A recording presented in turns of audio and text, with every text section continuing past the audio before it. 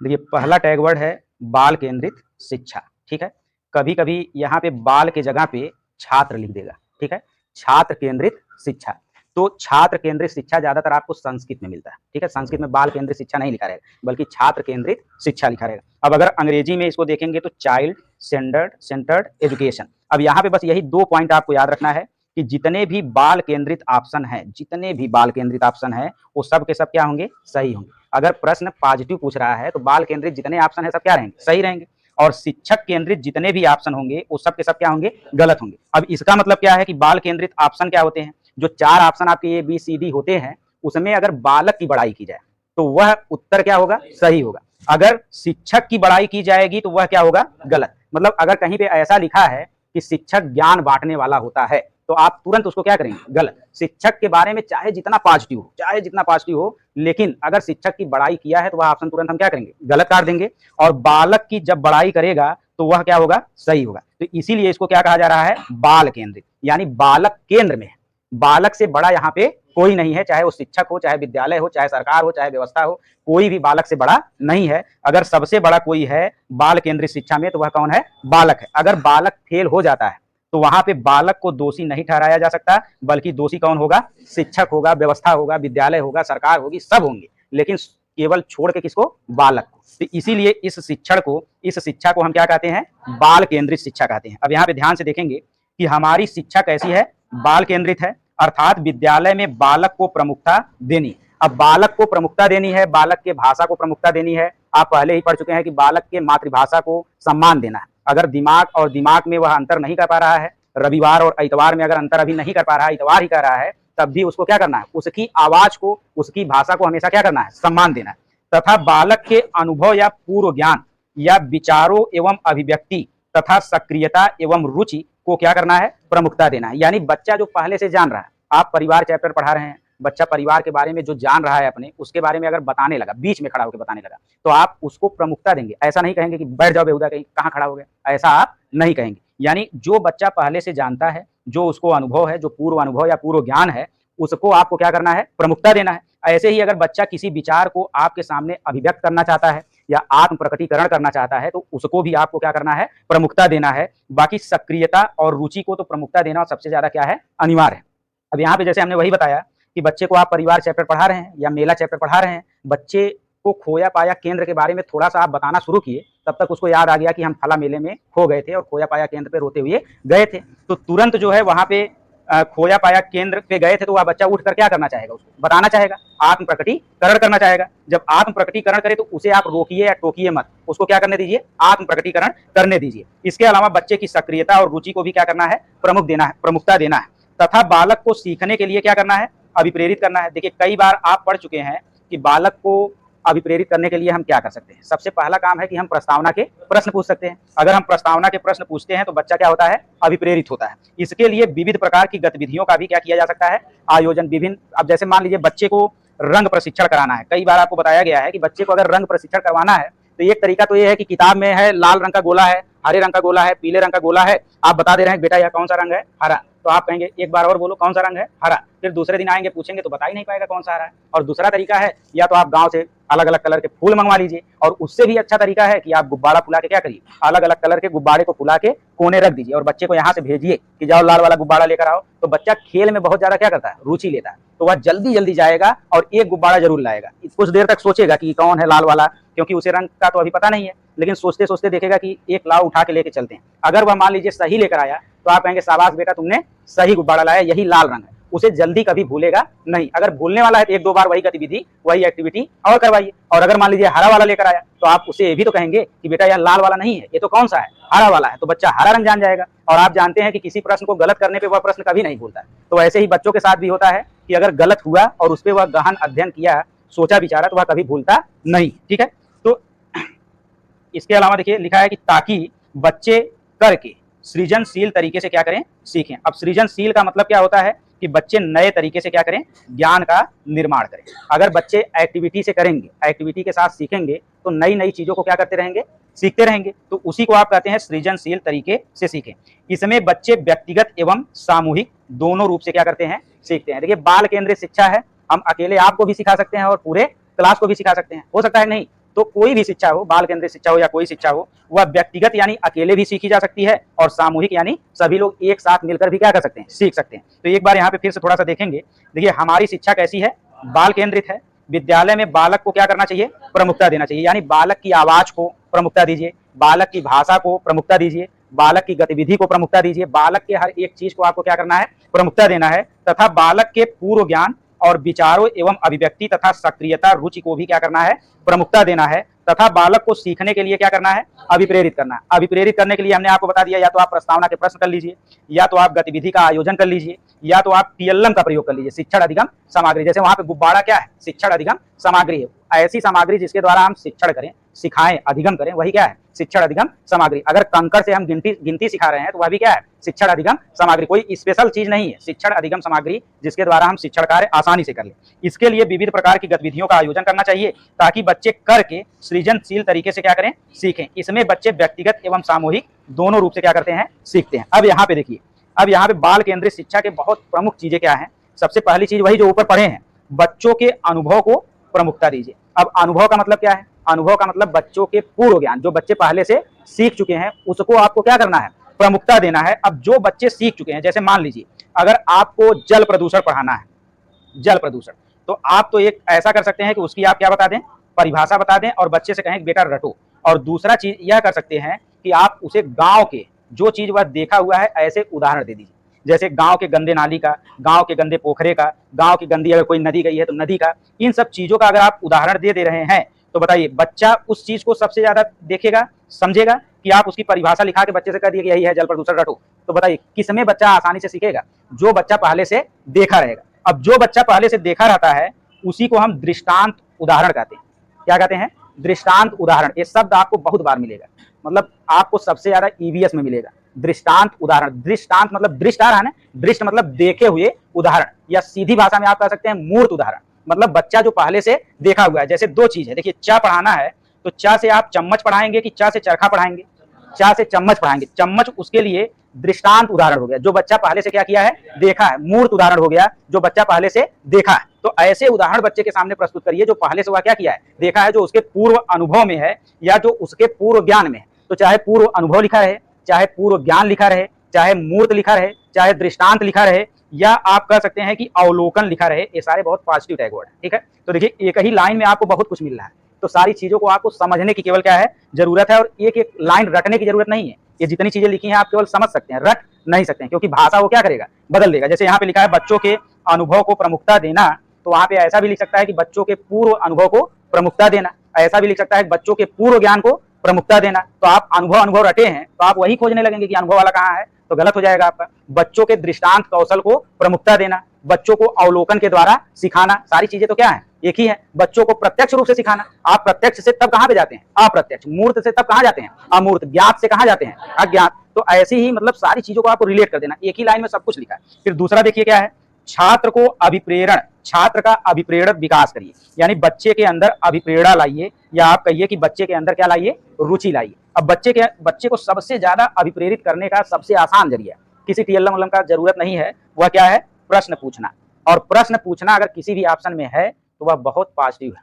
आप देखते होंगे कि बहुत अच्छे अच्छे ऑप्शन रहते होंगे, अगर एक भी है उसमें प्रश्न पूछना, तो वही प्रश्न पूछना ही हमेशा क्या होता है, सही होता है। अगर आप प्रीवियस ईयर क्वेश्चन सॉल्व किए होंगे तो आप देखते होंगे कि बहुत अच्छे अच्छे, जैसे चर्चा करना, विचार विमर्श करना, अच्छे अच्छे ऑप्शन सब पॉजिटिव हैं, लेकिन अगर प्रश्न पूछना है तो वही क्या होता है, सही होता है। तो अगर मान लीजिए बच्चे को अभिप्रेरित करना है, बच्चे को आपको दीपावली नामक जो है चैप्टर पढ़ाना है, दीपावली के बारे में जानकारी देनी है, आप क्लास में घुसे, आप बीएड हैं, आप बीटीसी हैं, आपको बहुत ज्यादा ज्ञान है, तो क्या करेंगे, पूरा ज्ञान उनके ऊपर उलटने लगेंगे, नहीं। सबसे पहले बच्चे को क्या करेंगे, अभिप्रेरित करेंगे, उनके अंदर रुचि लाएंगे कि कैसे बच्चा खुद से सीखने के लिए तैयार हो जाए, स्वनिर्देशित हो जाए, स्वयं से सीखने के लिए तैयार हो जाए। अब बच्चे से सबसे पहले हम पहला प्रश्न प्रस्तावना का यह पूछेंगे कि बेटा बताओ अपने देश में कौन कौन से राष्ट्रीय त्योहार मनाए जाते हैं। तो बच्चे को जरूर एक दो त्योहार पता रहेगा, कुछ नहीं पता रहेगा तो खिचड़िए बताएगा। तो अपने मातृभाषा में बताया तो उसे ये नहीं कहेंगे अरे ये राष्ट्रीय त्योहार नहीं है, फला त्योहार नहीं, नहीं, सब कुछ जो वह बता रहा है वह क्या है, सही, उसी से वो जाके पकड़ेगा सही चीज। अगर बच्चा बताया ईद होता है, दीपावली होता है, होली होता है और तमाम एक दो और बताया, तो दूसरा प्रश्न तुरंत करेंगे कि बेटा बताओ किस त्योहार में दीप जलाते हैं। तो बच्चा तुरंत बताएगा किसमें, दीपावली में। तीसरा प्रश्न आप कर देंगे कि बेटा बताओ अच्छा दीपावली में किस देवी देवता की पूजा होती है। बच्चा इतना बड़ा है, छोटा सा, कक्षा 2-3 में, वो तो देवी देवता को बार बार देखा है, लेकिन हो सकता है कि वह बच्चा उस देवी देवता का नाम न जानता हो। तुरंत यहीं पे आएगा क्या, समस्यात्मक, और समस्यात्मक मतलब समस्या आ गई उसके सामने।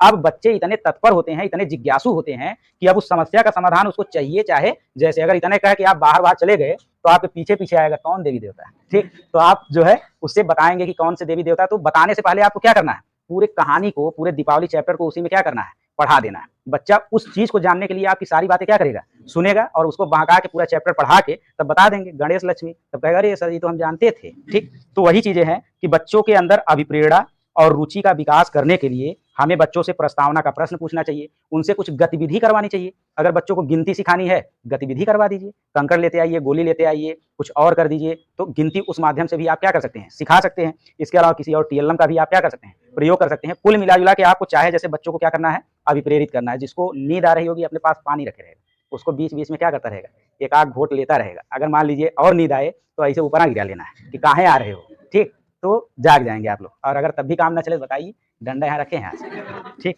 उसके बाद अगला देखिए, अगला है सक्रियता व सहभागिता।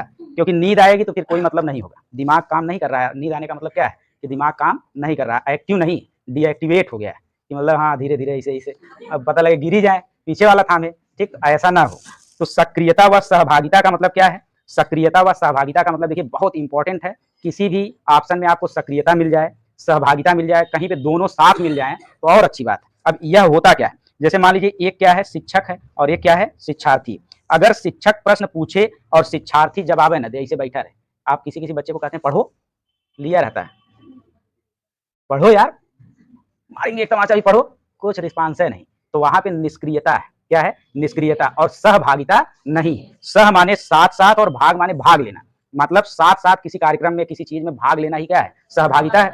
अब अगर इधर से प्रश्न जा रहा है और इधर से उत्तर आ रहा है, और इधर छात्र प्रश्न जब कर रहा है तो शिक्षक क्या कर रहा है, उत्तर दे रहा है। जब दोनों एक दूसरे से प्रश्न और उत्तर देंगे तो दोनों सक्रिय भी रहेंगे और दोनों की सहभागिता भी क्या रहेगी, बनी रहेगी। तो यहाँ पे सबसे इंपॉर्टेंट बात है बाल केंद्रित शिक्षा में कि छात्र और शिक्षक के संबंध का निर्माण, छात्र और शिक्षक दोनों की सहभागिता बनी रहनी चाहिए। यही बाल केंद्रित शिक्षा का मूल उद्देश्य ही। अब यह सक्रियता ऐसे भी बन सकती है जैसे बच्चे को कह दिया जाए कुछ चीज खोजने के लिए, अन्वेषण मतलब खोजने के लिए। जैसे आप कोई गतिविधि करवा रहे हैं, कुछ दे दीजिए बच्चे को कि खोज के इस चीजों को, जैसे फूल के नाम अंग्रेजी में क्या करो, लिखो, अपने दोस्तों से या किसी भी चीज से या किताब से इधर उधर से खोज के क्या करो, लिखो। तो अगर सक्रिय अन्वेषण लिखा है तब भी सही है, सक्रिय खोज लिखा है तब भी सही है, सक्रिय निर्माण लिखा है, सक्रिय सृजन लिखा है, तो सक्रिय के साथ ज्यादातर जो शब्द आएंगे वो क्या होंगे, सही होंगे। बाकी आपको प्रश्न खुद ही बताएगा, जब इस टैग वर्ड को एक दो बार पढ़ेंगे तो प्रश्न खुद ही बताएगा कि कौन सा उत्तर है, हम सही हैं कि नहीं है, वो खुद ऑप्शन आपको बताएगा अगर इस चीज को सही से पढ़ेंगे तब। यानी सक्रियता व सहभागिता को क्या करना है, जो है सम्मान करना है, यानी सहभागिता बनाए रखना है।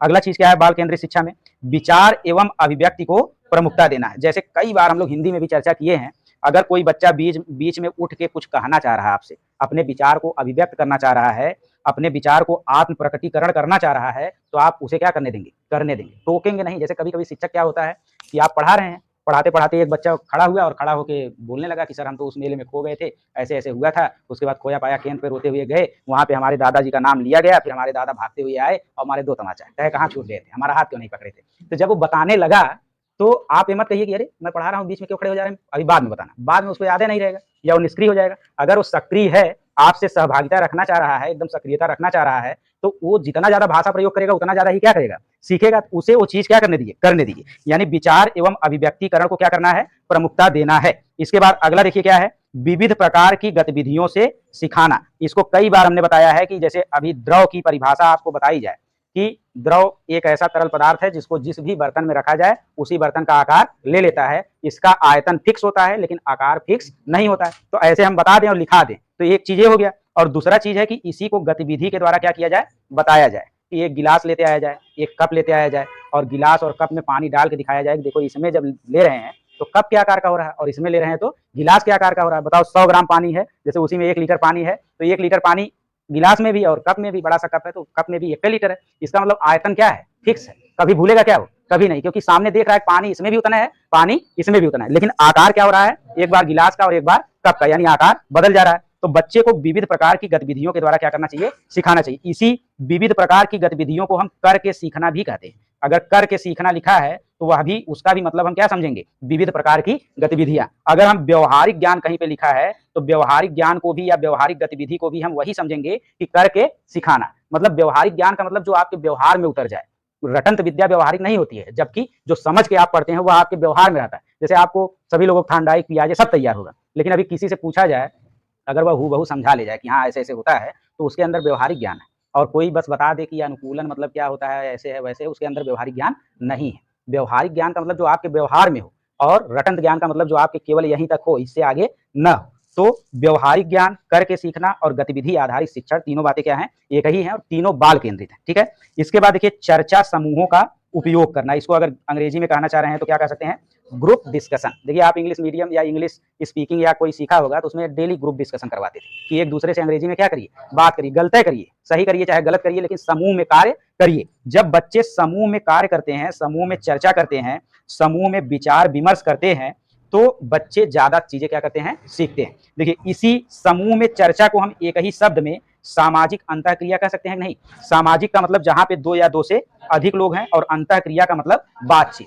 यानी जहां पे दो या दो से अधिक लोग हैं वहां पे एक समूह बन गया, और जब वो बातचीत करेंगे तो कुछ ना कुछ क्या करेंगे, सीखेंगे। तो इसी को आप सामूहिक गतिविधि भी कह सकते हैं। अब जैसे मान लीजिए ईवीएस की बात करें, ईवीएस में आपको इसी चर्चा के जगह पे विचार विमर्श बार बार मिलेगा। ठीक, कि बच्चे आपस में विचार विमर्श करेंगे, बच्चे भ्रमण करते वक्त आपस में विचार विमर्श करेंगे, या चीजों को देखकर, और जैसे चिड़ियाघर में गए अवलोकन कर रहे हैं, अवलोकन करके विचार विमर्श करेंगे। तो चाहे ये तीनों एक साथ आ जाए, चाहे अवलोकन आए अकेले, चाहे भ्रमण आए अकेले, चाहे विचार विमर्श आए अकेले, चाहे चर्चा समूह आए अकेले, ये सब ईवीएस में सही होते हैं एकदम। मतलब आंख मूंद के अगर क्वेश्चन पॉजिटिव है तो आप उसको क्या कर सकते हैं, लगा सकते हैं। अगर क्वेश्चन में नहीं पूछा है तब तो गलत जो लिखा रहेगा उसको ठीक करेंगे, लेकिन क्वेश्चन में अगर कौन सा उपयुक्त है, कौन सा सही है, ऐसा लिखा है तो ये सबसे ज्यादा उपयुक्त रहे। ठीक है, तो इसे आप याद रखिएगा कि चर्चा समूह, विचार विमर्श, भ्रमण, अवलोकन, सामाजिक अंतःक्रिया या सहकर्मी सहयोग या सहपाठी सहयोग, ये सब क्या है, पॉजिटिव टैग वर्ड है। और ये सब आप कहाँ पे पढ़े हैं, वाइगोस्की में। कहाँ पे पढ़े हैं, वाइगोस्की में पढ़े। ठीक, इसके बाद देखिए व्याख्या अगर केवल कहीं पे लिखा है,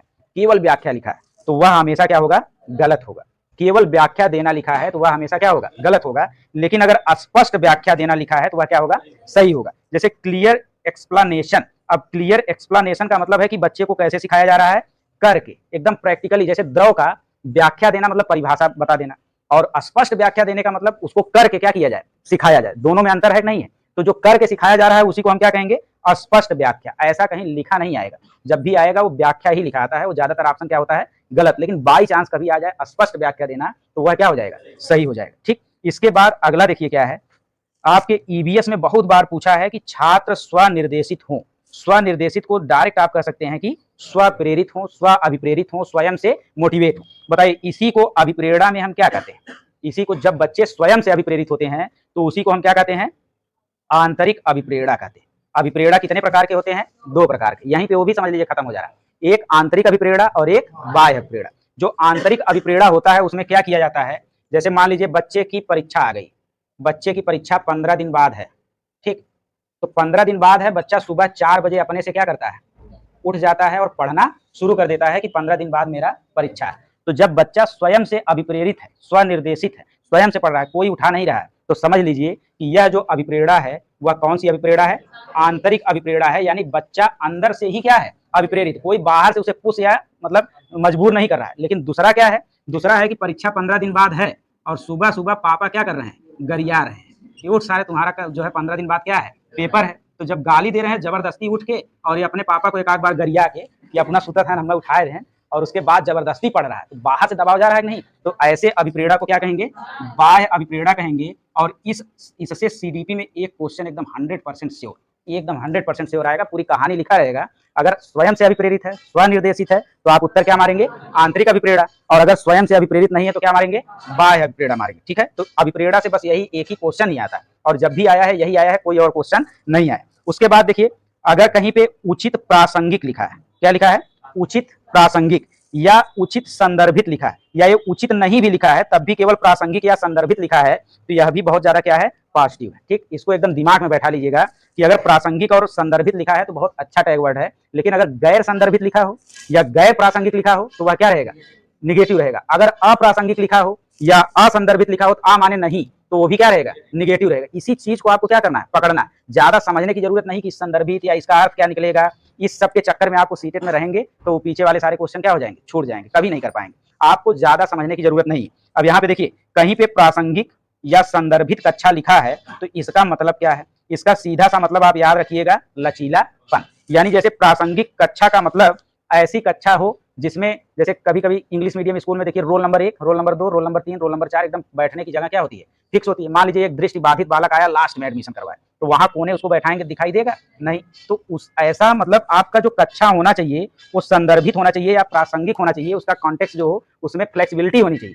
कि तुम बेटा वहां चले जाओ, वो यहाँ चला है, तो उसी को आप संदर्भित या प्रासंगिक कहेंगे। वैसे ही पाठ्यक्रम में भी होना चाहिए। जैसे कभी कभी होता है केवल किताब में जो दिया रहता है उसी को हम क्या करते हैं, पढ़ाते हैं। अगर बच्चा बाई द वे कुछ प्रश्न कर लिया तो कहते हैं तुम्हारे सिलेबस में नहीं है, इसको मैं नहीं बताऊंगा। तो ऐसा नहीं होना चाहिए। पाठ्यक्रम में भी क्या होना चाहिए, लचीलापन, यानी आपका पाठ्यक्रम प्रासंगिक पाठ्यक्रम या संदर्भित पाठ्यक्रम होना चाहिए। ऐसे ही आपकी जो पाठ्यचर्या होनी चाहिए वो भी प्रासंगिक या संदर्भित होनी चाहिए। जैसे कभी ऐसा भी हो सकता है कि मान लीजिए बहुत ज्यादा बारिश होने लगी, बच्चे स्कूल ना आ पाए, तो उस दिन डीएम साहब या बीओ क्या कर देते हैं कि आज छुट्टी रहेगी। तो ऐसा भी ना हो कि पढ़ाई 9 से 3 है तो 9 से 3 आना ही है, तो इसे आप मानक कह देंगे या गैर प्रासंगिक कह देंगे। लेकिन जब उसमें लचीलापन रहेगा, भाई 1-2 दिन टॉलरेंस है कि आज क्या कर देंगे, हम छुट्टी कर देंगे, तो उसे आप पाठचर्या कहेंगे। और पाठचर्या का मतलब क्या होता है, जैसे आप सुबह 9 बजे विद्यालय गए और 3 बजे आपकी क्या हो रही है, छुट्टी हो रही है, तो 9 बजे से 3 बजे तक जो भी काम आप किए विद्यालय में, प्रार्थना से लेकर सभी कक्षाएं, भोजन मंत्र और राष्ट्रगान, छुट्टी उट्टी तक जो भी काम आप कर रहे हैं विद्यालय में एक दिन में, उसे आप क्या कहेंगे,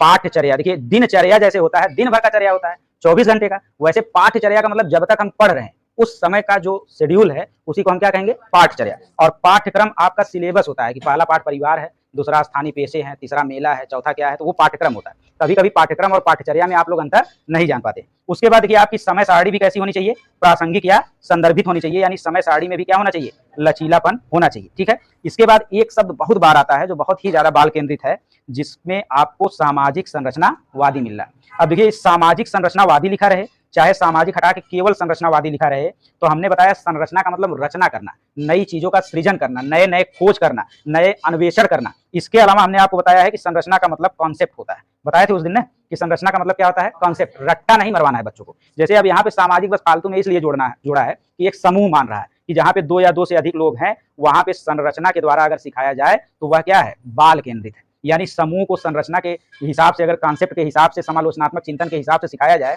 तो वह क्या है, बाल केंद्रित शिक्षा। देखिए सामाजिक संरचना कक्षा कक्ष अगर किसी भी ऑप्शन में आ गया तो वह क्या है, सही है। इसका भी मतलब वही हो जाएगा कि बैठने की व्यवस्था में लचीलापन, शिक्षक जो आपका हो धैर्यवान हो, ऐसा ना हो कि एक छोटे से बच्चे से परेशान होकर उसको तोड़ने लगे, मारने लगे, इतना मार दे कि उसकी सांस रुक जाए, फिर अपने परेशान हो जाए, या अब क्या करें। या लोकतांत्रिक हो, लोकतांत्रिक का मतलब कभी कभी ऐसा होता है फलान फलान मतलब वो लड़का हमारी जाति का है तो उसे हम मारेंगे नहीं, वो दूसरी जाति का हो तो उसको खूब तोड़ेंगे। ठीक, तो ऐसा आपको नहीं करना है। आपकी जो क्लास होनी चाहिए वह कैसी होनी चाहिए, लोकतांत्रिक, किसी से भेदभाव नहीं करना है, एक समान। ये सब समझ लीजिए लोकतांत्रिक है, ये सब शिक्षण के आपके सिद्धांत हैं। ठीक है, अगर शिक्षण के सिद्धांत आप पढ़े होंगे तो शिक्षण के सिद्धांत है लोकतांत्रिक सिद्धांत, कि मतलब बच्चों के साथ ऐसा व्यवहार करना है, मित्रवत व्यवहार करना है कि बच्चे ये ना फील कर पाए कि मतलब बच्चों के अंदर हीन भावना ना आए कि सर हमारी जात के नहीं है तो हमको मारते हैं और उस जाति के हैं तो उसको मारते नहीं, ऐसा नहीं करना है। इसके अलावा संप्रत्यय की समझ रखने वाला हो। ठीक, तो अब एक बार फिर यहाँ से देखिए लाइन 4-5 तो है लेकिन लग गया कितना, 1 आध घंटा। तो वही जो आप शब्द सुने हैं वही शब्द आपके परीक्षा में काम आएगा, ये लाइनें कम काम आएंगी, वो जो शब्द आप सुने हैं वही ज्यादा काम में आएंगे। कि बच्चों के अनुभव को प्रमुखता देना, वह अनुभव मूर्त होना चाहिए, दृष्टांत होना चाहिए, छात्रों का अभिप्रेरण विकास करना, सक्रियता और सहभागिता बनाए रखना, विचार एवं अभिव्यक्ति को या आत्म प्रकटीकरण को प्रमुखता देना, विविध प्रकार की गतिविधियों से सिखाना और समूह चर्चा के द्वारा यानी ग्रुप डिस्कशन या विचार विमर्श के द्वारा बच्चों को क्या करना, सिखाना, रुचि को महत्व देना, स्पष्ट व्याख्या देना। इसके अलावा ये शब्द बहुत इंपॉर्टेंट है, स्वनिर्देशित, बच्चा स्वनिर्देशित हो, स्वयं प्रेरित हो। इसे और आसान भाषा में कहना है तो आप कह सकते हैं आंतरिक प्रेरणा उसके अंदर लाना, कि परीक्षा आने पर बच्चा स्वयं उसकी नींद अपने आप क्या होनी चाहिए, खुल जानी चाहिए। तो आंतरिक रूप से अभिप्रेरित है। अगर स्वयं से नींद नहीं खुल रही है इसका मतलब या तो उसके घर वाले डांट रहे हैं तब खुल रही है, या तो परीक्षा के डर से 8-8 बजे तक उठ के क्या कर रहा है, पढ़ना शुरू कर दे रहा है। तो ये बाह्य अभिप्रेरणा है। लेकिन अगर अपने आप आंख खुल, जैसे देखिए हम लोग जब सुपर टेट दे रहे थे तो सोते थे 12-1 बजे, उसके बाद 4 बजे अपने आप इसे डर के कहीं कितना बज गया, अपने आप मतलब एकदम झटके के साथ उठेंगे, उसके बाद दोबारा नींद लगने वाली नहीं। तो जब ऐसा होने लगे तो समझिए कि हम लक्ष्य के करीब हैं। और ऐसा नहीं हो आप ब्रिलियंट छात्र हैं, आप लक्ष्य से बहुत दूर हैं। आपके अंदर यहाँ पे जज्बा होना चाहिए। आपको नींद मतलब नींद तो 6 घंटा लेना अनिवार्य है और परीक्षा के समय जरूर अनिवार्य है। अगर परीक्षा के समय आप कम नींद लेने लगे और पढ़ने के चक्कर में ज्यादा पढ़ गए तो आपका रिजल्ट एकदम 100% खराब होना है, क्योंकि मेन दिन तो इतना नीरस आप रहेंगे ना कि वहां पे नींद आपको आने लगेगी। तो इसलिए 6 घंटा से कम तो कोशिश करना है कि नहीं सोना है, लेकिन आपको 5 घंटा से ज़्यादा नींद नहीं लगेगी, तब समझिए कि आपका ट्रैक जो है सही है। और जब आप हाई स्कूल वाला सिस्टम छोड़ देंगे, जैसे कभी-कभी क्या होता है कि परीक्षा आ गई तो 10 दिन पहले से रिवीजन, तो 10 दिन पहले से रिवीजन वाला सिस्टम जब छोड़ देंगे तब आप नौकरी पा जाएँगे। आप 10 दिन पहले से कुछ नया आपको नहीं पढ़ना है, जो आप पढ़े हुए हैं उसी को आराम से एकदम, क्योंकि आप इतनी बार पढ़ चुके हैं कि एकदम आराम से 2-2 घंटे, 3-3 घंटे में रिवीजन कर सकते हैं, और हम 12-12 घंटा बैठ के पढ़ रहे हैं और परीक्षा पास नहीं हो पा रहे हैं।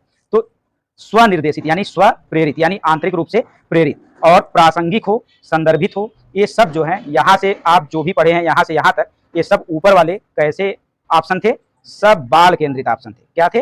बाल केंद्रित ऑप्शन। संप्रत्यय का मतलब होता है कॉन्सेप्ट, ठीक है। जैसे कहीं पर भी संरचना लिखा है तो संरचना का मतलब सबसे पहले अपने दिमाग में लेते आइए कॉन्सेप्ट। जैसे कॉन्सेप्ट का मतलब क्या होता है, अगर बच्चे को गुणा करना सिखाना है, ठीक, या पहाड़ा सिखाना है, पहाड़ा, अगर बच्चे को पहाड़ा सिखाना है तो 2 तरीके से सिखा सकते हैं, ठीक है। एक तरीका ये है कि 2 एकम 2 हम बोलें और बच्चे आप सब क्या करें, बोलें। 2 दूना 4 बोलें तो आप सब क्या करें, 2 दूना 4। तो इसे आप कहेंगे रट्टा प्रणाली, यानी बच्चे को क्या करवाया जाएगा, रटवाया जाए। और बच्चे को पहाड़ा सिखाने के लिए पहले हम क्या सिखा दिए, गुणा, क्योंकि देखिए पहाड़ा जो है कक्षा 3 से पहले नहीं सिखाया जाता, या इंग्लिश मीडियम में यूकेजी से पहले नहीं सिखाया जाता। जब जोड़ घटाना गुणा भाग वह सीख लेता है तभी पहाड़ा सिखाना शुरू करते हैं। कभी भी अपने घर के बच्चे को अगर 1 में पढ़ रहा हो तो उसे पहाड़ा जबरदस्ती मत सिखाइएगा, नहीं तो वो सीख नहीं पाएगा, जो सीखा रहेगा वो भी भूल जाएगा। अब बच्चे को क्या करिए कि 1 में 2 में 1 का क्या कर दीजिए, गुणा करना सिखा दीजिए। अगर उस तरह से नहीं कर पा रहा तो ऐसे, तो 1 का पहाड़ा 2 बार पढ़ेगा 2 लेते आएगा, ठीक। वैसे 2 में 2 का गुणा करना सिखा दीजिए, 2 का पहाड़ा 2 बार पढ़ेगा तो क्या हो जाएगा, 4। वैसे अगर मान लीजिए अब यहाँ पे गड़बड़ा गया कि हम पहाड़ा ही सिखा रहे हैं और पहाड़ा कहाँ से बच्चा पढ़ेगा, तो कुछ मत करिए। अगर 2 का 2 में गुणा करवाना है तो कह दीजिए कि 2 बार क्या करो, जोड़ दो, तो कितना आ जाएगा, 4। अगर 2 का 3 में गुणा करना है तो कहिए कि 2 कई बार जोड़ो, 3 बार, तो कितना आ जाएगा, 6 आ जाएगा। अगर 2 का 4 में गुणा करना है तो ये कहिए कि 2 को कितनी बार जोड़ो, 4 बार। बताइए, अगर इस तरह से सिखा रहे हैं तो यहाँ पे कोई रट्टा बच्चा कर रहा है क्या, रट्टा मार रहा है, नहीं। यहाँ पे बच्चा संप्रत्यय यानी कॉन्सेप्ट के साथ, अवधारणा के साथ सीख रहा है। और आप लिखते भी हैं ऐसे, गुणा की अवधारणा, जोड़ की अवधारणा, तो यहाँ पे किस अवधारणा से सीख रहा है, जोड़ की अवधारणा से बच्चा पहाड़ा सीख रहा है। तो इसका मतलब यहाँ पे कॉन्सेप्ट का प्रयोग हुआ है, और यहाँ पे बच्चे को क्या किया जा रहा है, रटाया जा रहा है। समझ में आया ना। जैसे द्रव की परिभाषा आप लिखवा दीजिए और द्रव को करके सिखाइए, करके सिखाने वाला ही कॉन्सेप्ट है। जो गतिविधि आधारित करके सिखा रहे हैं वही क्या है, कॉन्सेप्ट है। और यह क्या है, रट्टा है कि परिभाषा रटो, चाहे जैसे रट के सुनाना है। तो कॉन्सेप्ट का मतलब कहीं पर भी संप्रत्यय लिखा हो, अवधारणा लिखा हो, कॉन्सेप्ट लिखा हो और वह थोड़ा सा लगे कि पॉजिटिव है, तो वह भी क्या होता है, सही होता है। अब देखिए शिक्षक केंद्रित ऑप्शन कौन कौन से होंगे। तो अभी आपको बताया गया कि शिक्षक केंद्रित ऑप्शन जितने भी होंगे सब क्या होंगे, गलत होंगे। उनको एकदम आंख मूंद के आप कर सकते हैं कि यह ऑप्शन क्या है, गलत है। जब आज से आप प्रीवियस ईयर क्वेश्चन सॉल्व करेंगे तो आपको लगेगा कि हाँ एकदम सही चीज है। अब देखिए, अगर कहीं पे लिखा रहे शिक्षक ज्ञान बांटने वाला होता है और आप बाल मनोविज्ञान नहीं पढ़े हैं तो आप सोचेंगे हाँ सही बात लिखा है कि शिक्षक ज्ञान बांटने वाला तो सही होता है। तो ऐसे ऑप्शन पे आपको दया नहीं खाना है कि हम शिक्षक हैं, जैसे आप खुद शिक्षक हैं तो सोचेंगे हाँ हम तो ज्ञान बांटते हैं, तो नहीं बांटते हैं। इसको क्या करेंगे, गलत कर देंगे। शिक्षक विद्यार्थी के ज्ञान को संवारता है, क्या हो जाएगा, गलत हो जाएगा। विद्यार्थी की कहीं पर भी उपेक्षा की बात की हो, चाहे शिक्षक के द्वारा की गई हो चाहे जिसके द्वारा की गई हो, अगर कहीं पे भी विद्यार्थी की उपेक्षा की बात की गई हो तो वह ऑप्शन क्या होगा, गलत होगा। चाहे जिस हिसाब से उपेक्षा करे, ऐसे भी उपेक्षा कर सकता है, बच्चे को रटवाया जाना चाहिए तो वो भी समझिए कि जो है क्या है, नकारात्मक है। अगर बच्चे को कहीं पर भी इग्नोर किया गया है, ध्यान नहीं दिया जा रहा है, जैसे कह दिया कि एक बच्चा बहुत कमजोर है तो क्या करना चाहिए, ऑप्शन में लिखा है उस पर ध्यान नहीं देना चाहिए, ठीक है, उससे कोई मतलब नहीं रखना चाहिए, अन्य बच्चों को पढ़ाना चाहिए। तो ये बात सही है क्या, नहीं। तो ध्यान नहीं देने की बात आएगी, इग्नोर की बात आएगी तो वह भी क्या हो जाएगा, गलत। अगर अस्वीकार करने की बात आएगी तो वह भी क्या हो जाएगा, गलत। जैसे ये सब ज्यादातर समावेशी में आएगा कि एक दृष्टिबाधित बालक है, अगर आप यहाँ प्रवेश लिया है और आप उसे नहीं पढ़ा पा रहे हैं, आपको ब्रेल लिपि नहीं आती है, तो आप क्या करेंगे, तो लिखा रहेगा पहले ऑप्शन में कि आप उसको अस्वीकार कर देंगे, आप उस पर ध्यान नहीं देंगे, आप उसकी उपेक्षा करेंगे। अगर लिखा है चौथा सभी सही है तो सभी सही है, नहीं तो इस तरीके का ऑप्शन हमेशा क्या होता है, गलत होता है। चाहे विद्यार्थी की उपेक्षा करने की बात हो, चाहे विद्यार्थी पे ध्यान न देने की बात हो, चाहे अस्वीकार करने की बात हो, चाहे हतोत्साहित, जैसे उत्साहित लिखा है, प्रोत्साहित लिखा है, तब तो क्या होता है, सही होता है। लेकिन हतोत्साहित मतलब डीमोटिवेट, हतोत्साहित मतलब क्या होता है, डीमोटिवेट होता है, और डीमोटिवेट हमेशा क्या होगा, गलत होगा। बच्चे को हतोत्साहित नहीं करना। बच्चा अगर गलत भी बताया जा रहा है, बच्चा गलत बता दे रहा है किसी प्रश्न का जवाब, तो आपको जबरदस्ती नहीं कहना है तुम तो बिल्कुल गलत बताया। जैसे मैंने कई बार बताया कि बच्चा 2 का पहाड़ा पढ़ना शुरू किया, जल्दी जल्दी पढ़ता गया और 2 अठे 16 भूल गया, 2 सते 14 बोला, फिर 2 नवा 18 बोला और 2 दहा में 20। तो क्या वो गलत पढ़ा, नहीं, केवल एक तो मिसिंग मतलब गलती से भूल गया।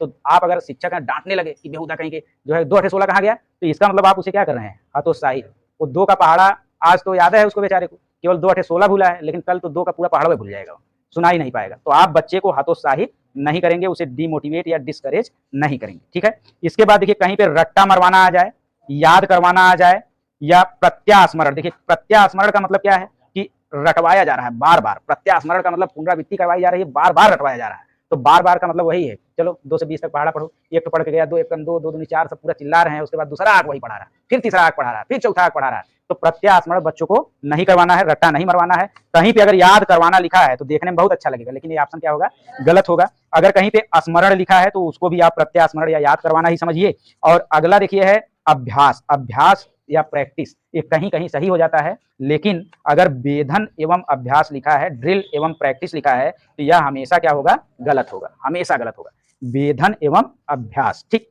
इसके बाद देखिए केवल पाठ्य पुस्तकों पर निर्भर, अगर केवल ओनली टेक्स्ट बुक यानी केवल पाठ्य पुस्तक पर निर्भर रहने की बात कोई भी आती है तो वह हमेशा क्या होगी, गलत होगी। अगर केवल पाठ्य पुस्तक पर निर्भर रहने की बात आएगी तो यहाँ पे एक शब्द आप लिख सकते हैं मानकीकरण या मानक हो गया ना, लेकिन हमारा जो पाठ्य पुस्तक या सिलेबस है वह कैसा है, लचीलापन, संदर्भित है, प्रासंगिक है, तो प्रासंगिक वाला सही होगा। यहाँ पे केवल शब्द आ गया तब भी आप जान जाएंगे कि केवल लिखा है तो ये भी क्या है, गलत है। केवल शब्द से भी आप मान सकते हैं कि केवल शब्द भी 99% जगह बता देता है कि यह ऑप्शन क्या है, गलत है, किसी में भी लिखा है। जैसे वही लिख दे केवल प्रासंगिक, तो प्रासंगिक तो पॉजिटिव है, लेकिन केवल के नाते क्या हो गया, गलत हो गया। तो केवल शब्द भी बहुत नकारात्मक है, अगर केवल किसी के साथ आता है तो उसे आप नकारात्मक ही मानिए। ठीक है। अब यहाँ पे देखिए शिक्षक द्वारा आदेश देना अगर कोई चीज है तो इसका मतलब शिक्षक क्या रख रहा है, प्रभुत्व रख रहा है। ठीक है। और कहीं पे अनुशासन की बात आए तो ये सब क्या होंगे, गलत। ये देखिए आपके ईवीएस में अनुशासन 50 बार आया है, तो अनुशासन हमेशा क्या होता है, निगेटिव होता है। कभी भी बच्चे को अनुशासित या जबरदस्ती उनको सिखाने का प्रयास नहीं करना है। अनुशासन का मतलब है कि अगर हम पंक्ति से बैठाए हैं छोटे से बड़े क्रम में तो बच्चा आगे पीछे नहीं हो सकता है, हट नहीं सकता। मतलब एकदम जैसे प्रेयर 9 बजे से 9:15 पे होगा तो 9 बजे से 9:15 पे होगा, मतलब वहां पे पाठचर्या में कोई फ्लेक्सिबिलिटी, कोई लचीलापन नहीं है। जबकि हमारी पाठचर्या जो है दिन भर की जो टाइम टेबल है, समय सारणी है, उसमें लचीलापन होना चाहिए। तो ये अनुशासन वाला हमेशा गलत होगा। प्रभुत्व रखना, आदेश देना, वर्गीकरण करना। अब देखिए वर्गीकरण करना भी हमेशा क्या होता है, या तुलना करना भी क्या होता है, गलत। जैसे कभी कभी हम क्या करते हैं, अगर एक क्लास में 100 बच्चे हैं तो टेस्ट ले लेते हैं, जो कम नंबर पाया वो ग्रुप ए, जो उससे ज्यादा पाया मतलब उससे जो सबसे ज्यादा पाया ए में, उससे कम बी में और सबसे कम सी में। तो बताइए ये वर्गीकरण हो गया ना, ये तुलना हो गया ना। बच्चों की तुलना करना सही है क्या? अभी इसी में से टेस्ट ले लिया जाए तो वो तो हमारे ऊपर निर्भर करेगा ना। हो सकता है सबसे कमजोर बच्चे के लिए वह प्रश्न सरल हो, कि मतलब वो उस दिन आ गया और वह उस बच्चे को सबसे ज्यादा आता हो। जैसे नौकरी कैसे मिलती है, नौकरी यही है, परीक्षा देते रहिए देते रहिए देते रहिए, एक दिन ऐसा पेपर आपके सामने आता है कि सब क्वेश्चन में आपको आता रहता है सब, और जो पेपर देता रहता है देखिए वो एक दिन हो जाता है। इसीलिए होता है क्योंकि एक दिन आपके सामने ऐसा पेपर ही आ जाता है, भगवान की दया से आए चाहे जैसे आए, लेकिन वो सब प्रश्न आपको आते रहेंगे। और हम क्या करते हैं कि हम पूरा तैयार करके पेपर देंगे, तो पूरा तैयार करने के चक्कर में हम पेपर में नहीं देते हैं।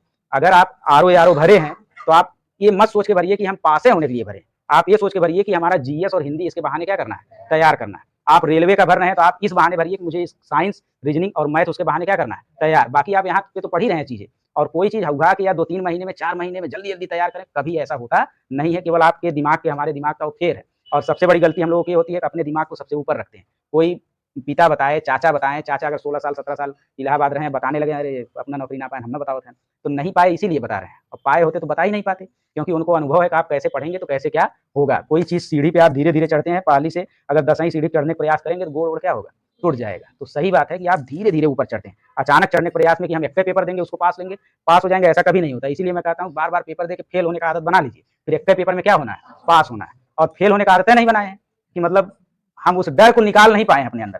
फेल होने का मतलब क्या है, जब 10 बार फेल होंगे तो 11वीं बार केवल ये कहेंगे कि मैं अपना 100% दूंगा, मुझे नौकरी मिले चाहे ना मिले। तो ऐसा दिमाग में लाइए अपनी चीज।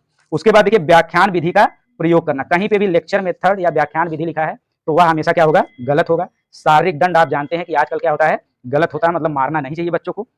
तो शिक्षक ज्ञान बांटने वाला हो, शिक्षक विद्यार्थी के ज्ञान को संवारता हो, विद्यार्थी की उपेक्षा, ध्यान नहीं देना, अस्वीकार, हतोत्साहित करना, रट्टा मरवाना, याद करवाना, प्रत्यास्मरण, स्मरण, अभ्यास, वेधन एवं अभ्यास, और केवल पाठ्य पुस्तक पर निर्भर रहना, शिक्षक द्वारा आदेश देना, वर्गीकरण करना, व्याख्यान विधि का प्रयोग करना, शारीरिक दंड, अनुशासन, ये सब क्या है, नकारात्मक है, और ये सब जो है गलत होते हैं। ठीक है। इसके